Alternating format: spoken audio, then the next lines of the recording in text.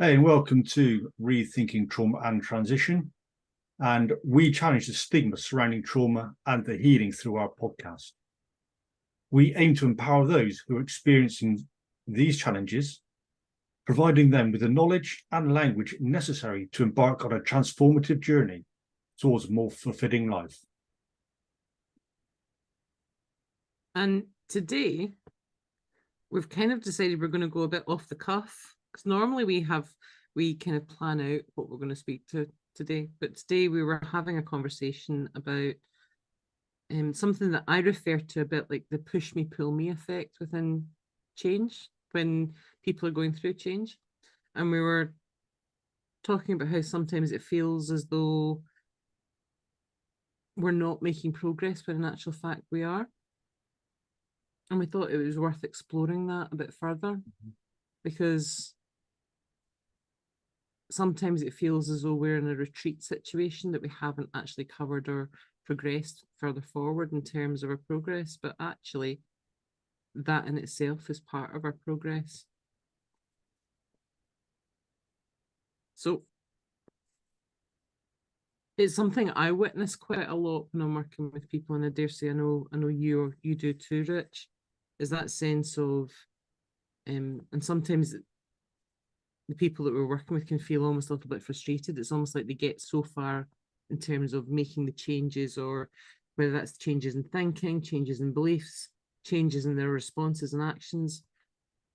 And it almost feels like the next week you see them, it's like they've run away from that change. It's too much.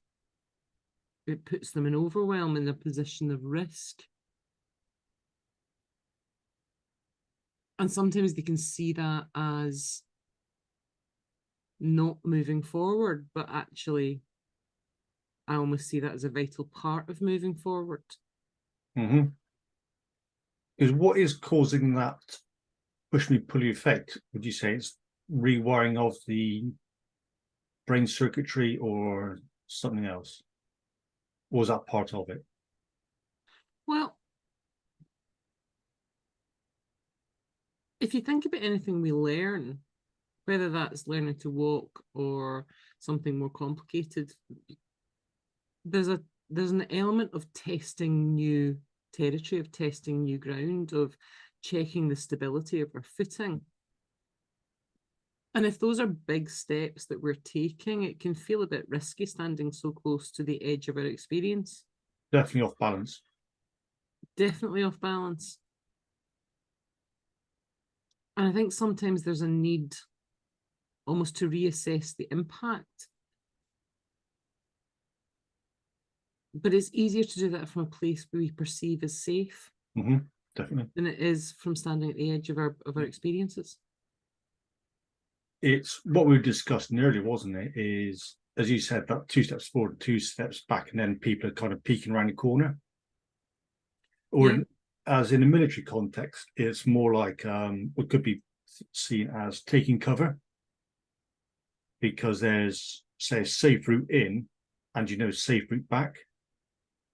But what you perceive to be coming inwards would be incoming fire, or suppressing you down and keep you in that cover, when there's the option of flanking around that potentially, and maybe get somebody else on your side to then start doing a suppressing fire into what could be perceived as an enemy position.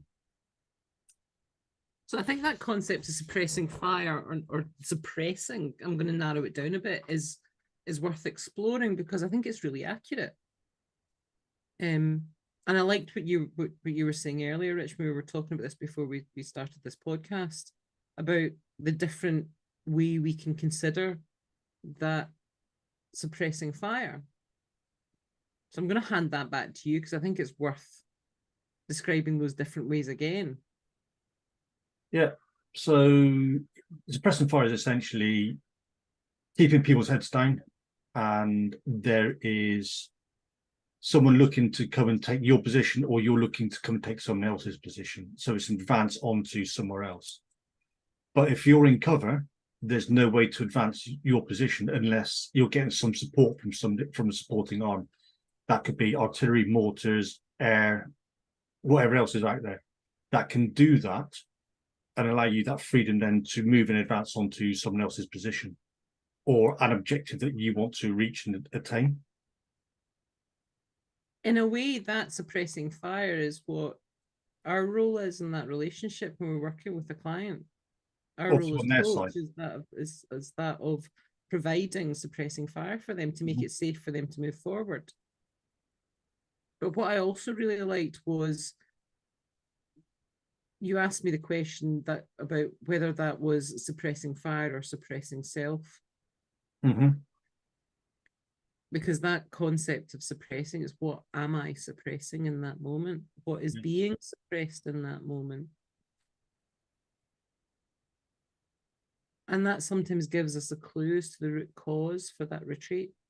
Yeah, because people know that safe route back that they've always used instead of exploring and exploit that new ground they want to advance onto.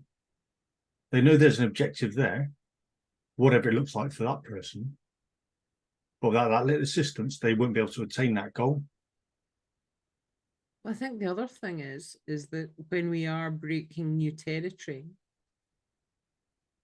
and that might even be when we're returning to tread territory we were before, from a behavioural standpoint, from a response standpoint, from a venturing out into the world standpoint.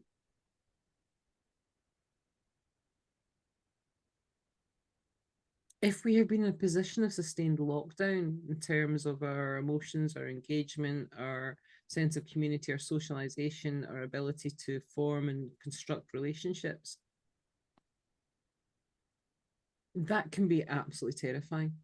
Absolutely terrifying, because it is so rich in risk for us. Yeah. Because just as that is terrifying, the original suppression, the original lockdown came as a defensive action. It came about to protect us at a point where we were experiencing pain or discomfort or another negative belief or experience. That means that there's a chance that what we have learned is the new territory equals pain, or the risk of pain, the risk of disappointment, the risk of failure. And when we stretch our wings to go out into that, then we also risk validating that that is true. Yep. And that fear of the validation of it almost becomes just as big a barrier as anything else. And at times, as mentioned in the previous podcast, is we've got this map and it's unexplored territory. Sometimes though that wooded area in front of us is just too thick and dense to see through, and so we have no way of knowing which is, or in fact we have to make our own path through that by literally cut our own path through there. And that can be quite a scary, daunting prospect. Yeah, because each of those trees, those blocks, are some of our long-held beliefs, some of our long-held values that we impose upon ourselves. Now, that's a bit of a contradiction in term, because sometimes those are actually long-held devalues of self, not values. These are the negatives that we place upon ourselves. The I'm not worthy, I'm not capable, I'm not smart, I'm not engaging, I'm not likable, all of those I'm nots instead of the I ams. And those I am nots can be really heavy and really loud in our heads. Yeah.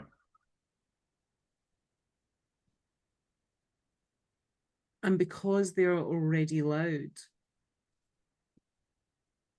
part of that protective mechanism has been to prevent it being said to us again, to prevent those internal voices saying, see, I told you so. Yeah. And it's that mind of getting caught up in those vines and getting tangled up in, say, all the brambles and whatever else is going on there, and not finding another way out of it because you're just feeling stuck in that position, even though you've made some progress.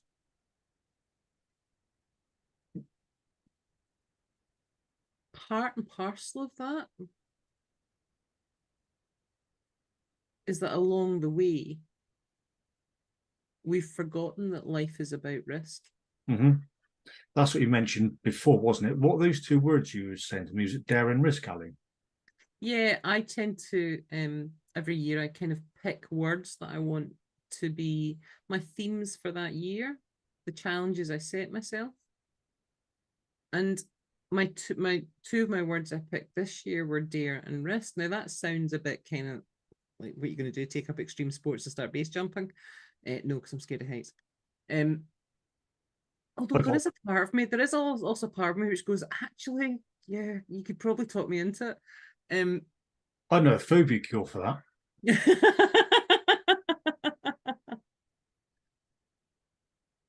See, now you've got me reflecting the fact that I have zip lined across the Clyde, Mm-hmm.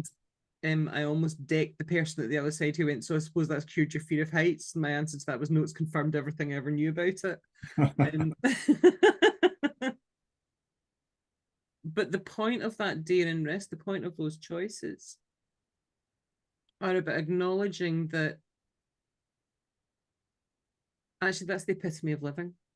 And just because we have these inner critics or these inner beliefs doesn't mean to say that we have to allow them to be the boss of us, to make our choices for us. That sometimes that dare and risk is choosing to go, yeah, you might be there and you might still be whispering in my ear, but you know what? I'm still going to do it anyway. Because the payback of the exploring of the new territory, even if it's something that you find which is a patch of brambles, well, at least I know the brambles are there then.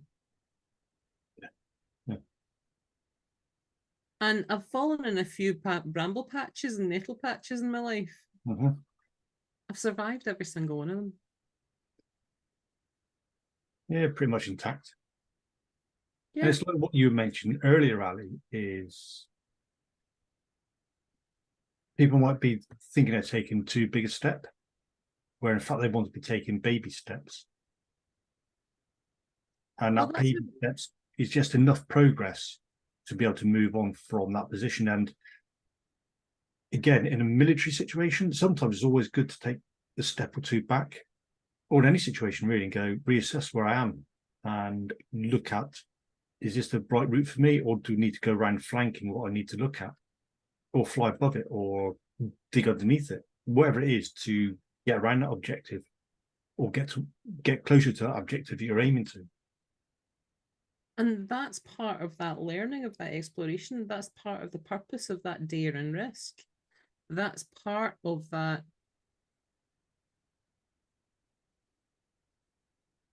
proceed and retreat, the push me, pull me. It serves a valid purpose. It allows that consolidation of the known space and the known boundaries that we now have the ability to operate within. It gives us the ability to scout out the bramble bushes, and to do so in small steps instead of running full pelt into them. Yep. And those small steps are just as valuable as the large ones. Well, they're even more valuable, I think, because allowing that continuous process, isn't it? Well, each of evaluating, looking, where you're not taking a full stride and going, well, you know what, this is a point where I've lost my footing and I fell over. Those baby steps allow for that secure footing, don't they? They do. And I think the other thing about that is that there's another gain to be had there. And the other gain is in the growth of our own inner resilience. Because those baby steps allow us to take calculated, measured risks. Because just because I've chosen risk and dare for my themes for the year doesn't mean to say that I'm going to turn into a total high octane adrenaline junkie, as I said, extreme sports participant. But I am going to increase the parameters of the risks I take. I am going to take more steps beyond my existing boundaries. I am going to take the time on occasion to pause and reflect on that. And sometimes I will get it wrong. That's part and parcel of that proceed and retreat. And the nature of those baby steps gives me the chance to learn, to reevaluate, and to grow in my resilience and my capacity to deal with those mistakes, those errors, those. And actually, I'm going to reframe that because they're not mistakes, they're not errors. It's a learning. They're learnings. Because that reflection is essential. That retreat allows that reflection, allows me to acknowledge my own growth and resilience, my own capacity to deal with that. And that's important, particularly when you're working with somebody that's going through significant change. Because sometimes they enter into that journey unclear on their resilience, or feeling as though the resilience is something that's an alien concept. Yep. Yeah. Would you mind explaining what the words of the year mean for people, or how you can do it? Well,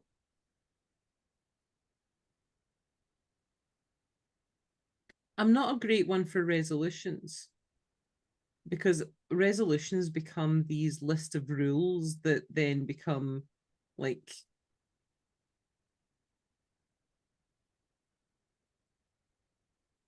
sometimes it feels a bit like milestones around your neck. And the problem with resolutions sometimes is that the minute we falter on that path, then the resolution never reasserts at all. It's done and dusted, so therefore what's the point? Or people make them and they just completely ignore them. Or they make them and they completely ignore them. So instead I pick words and themes for the year. And because these are themes for the year, I have a whole year to experience those in. And it doesn't have to be every day. But each time I'm in a situation that is different or new, then I have a chance to assess whether or not this is a risk that I am at that point ready to take. If there is an opportunity for me to learn in the process, and actually weighing up the possible outcomes, am I comfortable with each of those outcomes? Am I prepared for each of those? Am I okay with that? So there's a calculation in there, because that's about risk management. That's about good risk management. Yeah. Because we're not saying that this is without deliberation or thought. When I picked risk and dare, I was very deliberate about it. And I gave myself permission to assess the risks. And I gave myself permission for the risks not all to be massive. And sometimes they're only acknowledged by myself. Yeah, I think that's very, I think, Ali, that's very important what you said, is giving yourself permission to go, I've got this. I'm not sure what's going on, but I do have this. Whatever this means to people. Yeah. And that permission then allows for that reassessment, reevaluation of where they are to a new situation, a new place, a new way of being. And it also allows you to go, right, okay, what are the possible outcomes here? A, B, and C. And you to assess, actually, in terms of likelihood, what are those outcomes? And to assess the impact on self with each of those outcomes. And sometimes you will choose to go, maybe that's a risk for another day. Yeah. And sometimes you'll go, do you know what, screw it. Yeah. I'm okay with each of those outcomes. I will be okay with each of those outcomes. Regardless of whether these are good outcomes or bad outcomes, I will be okay with them. Because that's the growth of resilience. Yeah. I can't remember who it was now, but there was some business leader. And it didn't matter what decision he made, he'd always stick by it. And then reassess where he was and what he was doing. I don't know how far down the line it is, and go, okay, that wasn't such a good idea. What can we learn from this? It wasn't pig-headed going, that's what we're doing straight away. Consult everybody or consult people, then make a decision and stick with it and go with that decision. Yeah, and I think sometimes it's also about acknowledging that I have the capacity to change my mind. Now, don't get me wrong, with every risk that I take, there comes a point of no return. You know, Mhm. there are steps that you go down in that route where you think, okay, I'm at the point of commitment now, so now I've got to make the choice Well, of the other problem which with that fork I take. is, have you ever come across the sunken cost fallacy? No. No. Classic ones are on the stock market, where people have gone in, yeah, put so many, however much it is into certain set of stocks, and they notice it going down and down and down and down, but they don't pull out Hmm. because they're too committed into that process. So sometimes it is better to pull away at a worse time than it is to keep pursuing something that's not beneficial to whoever it is. So And it that could, again is uh, that stop and retreat, isn't it? it is, yeah. So it could be looked at as well is parents who want their kids to be an athlete, whatever sport that particularly is, send them off to all these clubs, and they're told your kid ain't any good, or not any good. That's the wrong way to say it, is not up to our standard. You won't meet our criteria, but they still The pursue. talents lie in other areas. Yeah. Mm. And they still keep pursuing that dream of them being a professional, whatever it is. But that kid will never ever achieve that. But the sadness in that for me is that whose dream is that child fulfilling? Mm-hmm. Theirs or the adults? Yeah, precisely.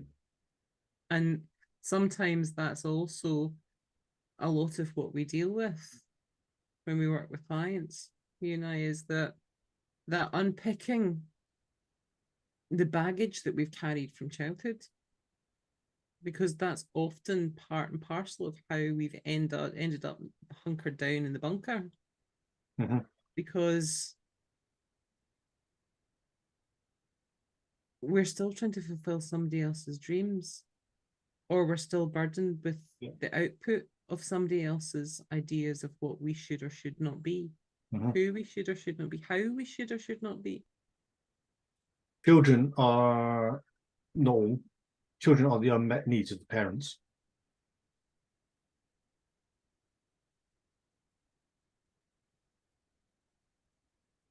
But I think the art form is in learning that actually the unmet needs should be ours, not somebody else's.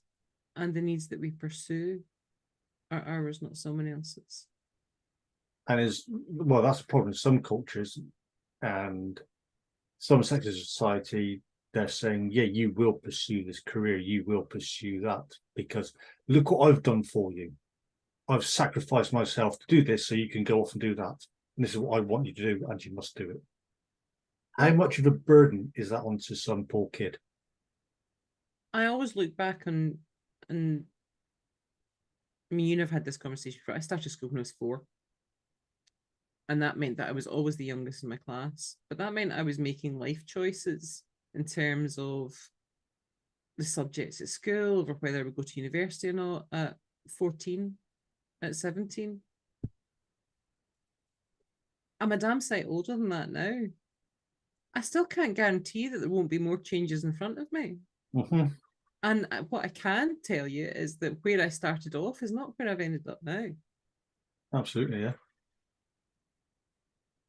But they've been my choices on the whole.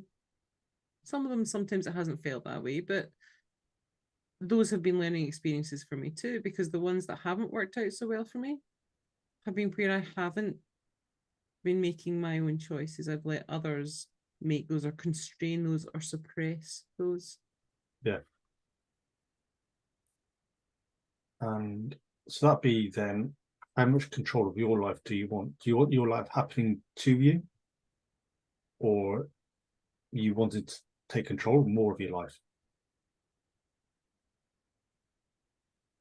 Part of that is also, and again, it's some of the conversations you and I were having just before we came onto this podcast, Rich, is about the difference between, and sometimes wrapping your head around about what you need and what you want, because they're two very different concepts. And when we have come from a background where we felt as though our choices are limited, where we have those inner critics, where those voices have come from that have limited us, have boxed us in or told us what we can't do instead of what we can do, what we aren't capable of instead of what we are, who have chosen to not celebrate us or acknowledge us or see us, then our world can shrink to a place of just our basic needs because we've forgotten what we want or how to want, because want is that uncharted territory. Want is a place of fear. Want is a place of risk. Yes. So there's a hierarchy, isn't there?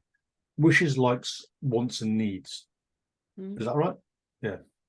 And so if you go to anybody in sales and car salesman, typical one is, what's your wishes? Oh, what's your want? So obviously you want a car. What's your needs for a car that it drives well? What else would you work down a list of and eliminate? What's a wish? Well, is that really going to happen? Possibly not. Would you like that to happen? Yeah, definitely would. But is that not so really worried about that? I really want that to happen, but this is what I need to have happen for me. And you could argue that there is almost a hierarchy of engagement, a hierarchy of delight in there as well. Yeah. And that need is right at the lowest level. Want has slightly more delight and slightly more joy within it. And wishes have the most. But there's that, be careful of what you wish for. Well,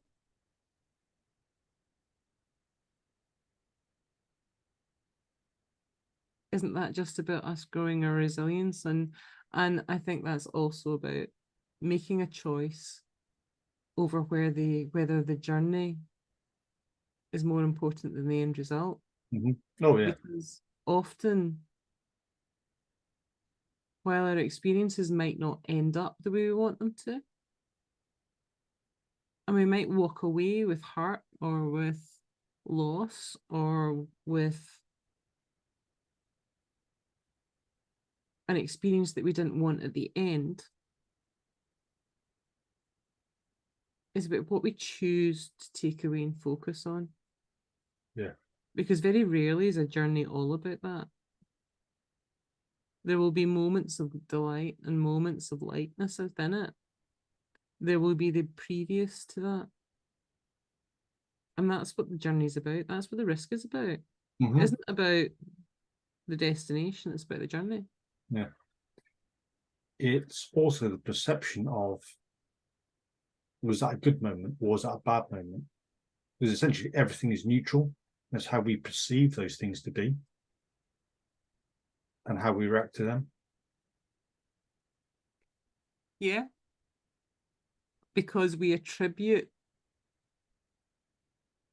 the nature of the event posthumously after the event. It's a decision that's made in the future or in the present about a past event. It's the same as the concept of luck.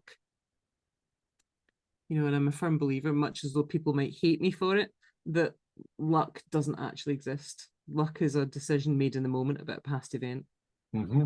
Well, that's how Napoleon would pick his generals. He'd ask them, are you lucky? And that is about mindset. It's about what we choose to take out of our experiences, how we choose to place them in our lives. So much as though we all will have experiences that we wouldn't want to relive, that we wouldn't want to go through or somebody else to go through. What if it's not actually about the event? It's about what we choose to do with it next. Yeah. How we repurpose that learning, how we repurpose what we learned about ourselves, what we discovered that we could change as a result about ourselves, what we maybe repurpose and use to help others with.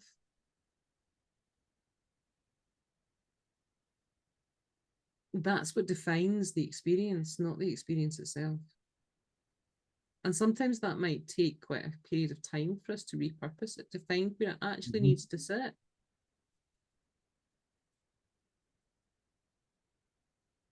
But if there's one thing I've learned is that I will find a way to find where it sits. At some point, I will decide that that was an experience worth having. It might not be an enjoyable one, but I found a use for it. I sound a bit Yoda-ish today, don't I? You do. Yeah. So I think that comes back to our concept of hunkering down. Because what frustrates me is quite often you hear people talking about, oh, the client wasn't at threshold yet, so they weren't ready for change. What if it's our job to walk next to them for a while to show them that it's okay to peek over the edge for a while? Yeah. And to allow them the chance to retreat for a while and stand next to them as they do and go, right, okay, so let's reassess where we're at. And let's ready ourselves for the next 40 out into the wide open. Let's maybe try a wee bit of a flanking manoeuvre next. Score to the left or the right. Yeah. And when you're ready, we'll go back to the direction we first tried. We'll just carry on in that flanking direction and end up at your objective anyway. Yeah. And along the way, we might be able to see the original pathway and go, do you know what? That retreat was a damn sensible idea. That works out really well. Yeah. Because you've discovered that actually from your viewpoint now, you've got a whole different angle that actually is more beneficial. Yeah. Because there isn't a bad decision. No.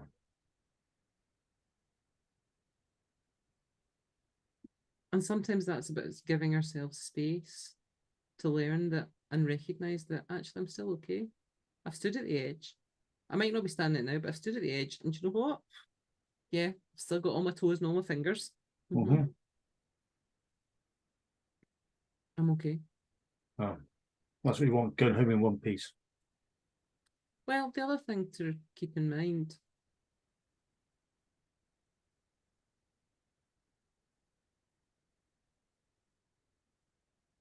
is that we aren't the vehicle we travel in. No. We're the driver inside. Yeah. And when I say I am okay, I'm referring to the driver. Because occasionally the vehicle will come home with a few dents and bruises. That's life. That's potentially ignoring those warning signs. Sometimes that's about maybe racing into the bramble patch without assessing, but I'll learn. I'll know better next time. Yeah. Just when I retreat. That's my point of reflection.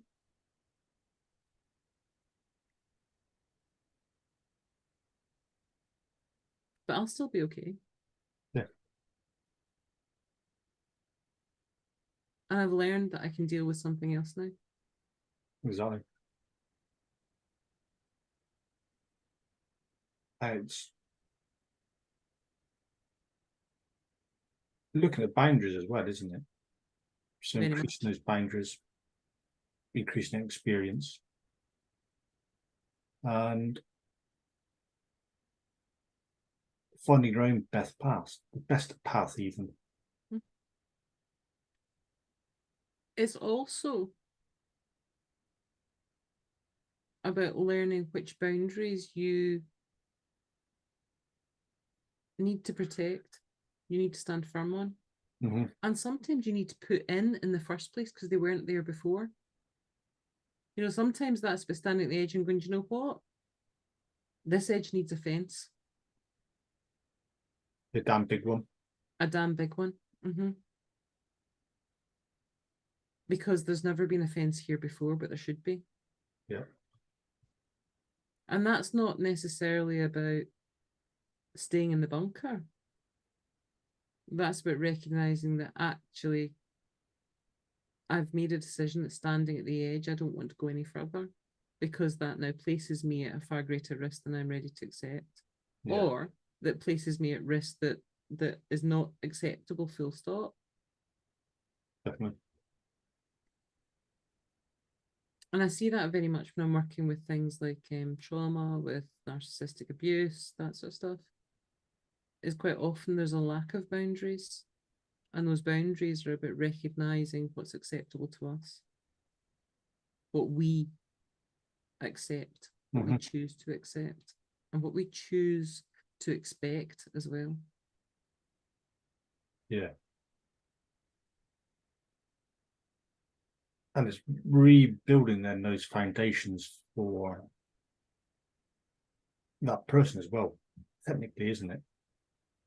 How they want to move around in the world, how they want to get back in the world, how they want to redefine themselves.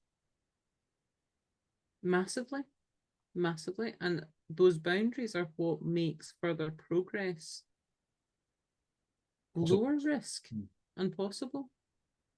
Because those boundaries are a bit like your armor plating that protects you. Those boundaries are a bit like the reinforcements that are there at your back that enable safe progression. Because they start to clearly define you in a different way. Yeah. And also, if somebody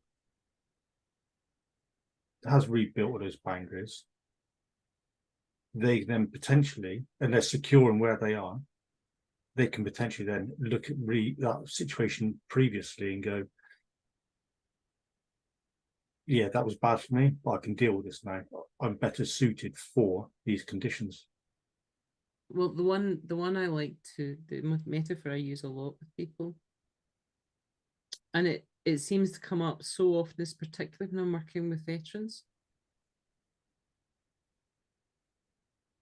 And it comes down to that military mindset again, where a large part of that is about that core belief that your role is to bring everybody else home. Your role is to look after everybody else. It's where the responsibility lies. The responsibility you hold is for other people, not for yourself. Yet when you transition out of the military, you have to pull that back, and you have to then go, no, actually, I have to reassess where I come first in this for the first time. Because otherwise you end up operating from a place where you feel like you're the lifeboat, that your job is out in the choppy seas pulling everybody in, regardless of whether the boat has space for more people to be in it safely or not.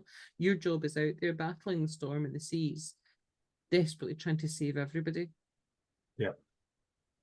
But you could become so focused on your role as the lifeboat that what you fail to see is there's another place you can stand. You can choose to be the lighthouse. And the lighthouse also serves a purpose, but it serves a purpose from a place of stability where it is secure, where it is not at risk, but it still provides aid. It still shows where safe harbour is, and it still offers protection and support to others. But it does it from a place of personal security where it stands and is built on safe foundations. It has to be in order for it to operate.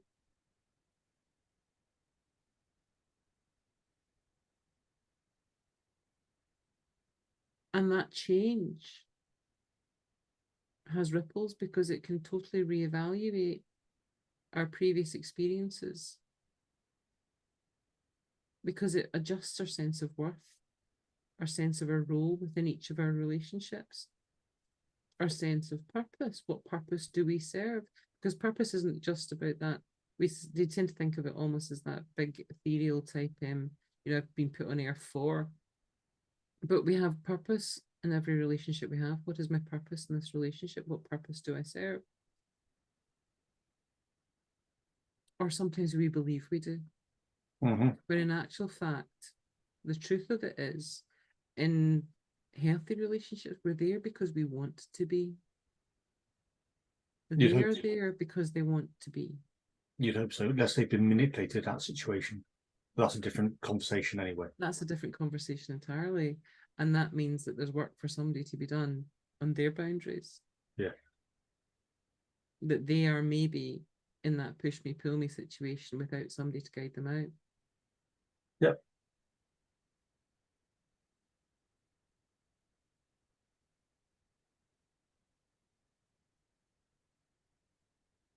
because it always reminds me of we say push me. It's a push me pull you from Dr. Dolittle. Yeah, not sure in which way he wants to go. Yeah. Yeah, which direction he's headed. Equally capable of heading each. Yeah, because those two heads aren't having that conversation. Always having that conversation with itself. The other one's going, well, this is where I'm going. The other one's going, no, I'm going that way. Well, the reason why that's such a good analogy as well is sometimes that reflects our inner dialogue. Because when we are pushing our boundaries, when we are choosing to take more risks, what we often will experience is the old behaviours trying to reassert control. Yeah. The old behaviours trying to go, no, you don't want to do that, you don't want to do that, repeating all those negative messages. Our inner critic, which we were talking about in the previous podcast, comes back out to the fore. Now it's doing that to try and keep us safe, to keep us from that risk. But how bad is that risk that's going to be taken? Exactly, and the knack of that. And has that risk been properly assessed? It's like you go into a typical, like a construction site, you'd have risk assessment and you know what is safe, what are good practices, and you stick to those good practices. You don't go off doing some dodgy stuff. So, yeah. Well, the only way to totally limit risk to zero is to remove it totally. And that's impossible anyway. Well, that leaves us in a very sterile environment. It leaves us without a wealth of experiences, without journeys to experience.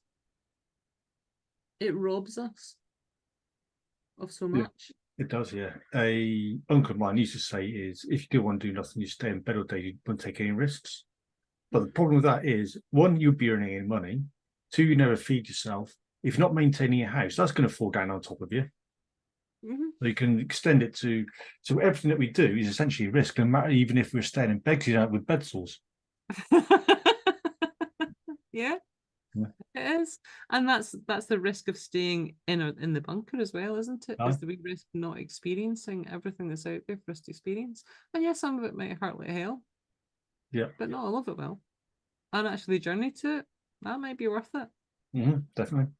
And that's where that push me, pull me comes back in, because that's sometimes the battle between the want and the need.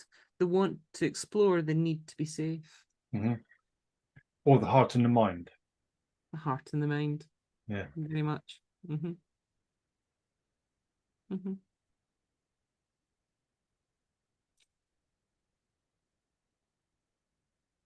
So I think then, in summary. Well, what I'm going to say is, if any of that's resonated with anybody, then reach out to us. Yeah. You know, that's the sort of conversations you and I have on a daily basis, Rich. That's the pathways we walk with people. That's the edges we stand next to them with. And if anybody wants a bit of help with that, then reach out. Absolutely. So in summary then, Ali, we've been talking about is push me, pull you, and which direction you're going, taking cover, and what is suppressing you from actually moving forward to that unexplored area. Are you taking baby steps or giant, massive steps?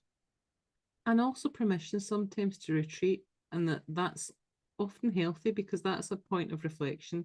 That's where we acknowledge the resilience that has grown within us, our capacity to actually be okay with that. That's what gives us the bravery for the next step.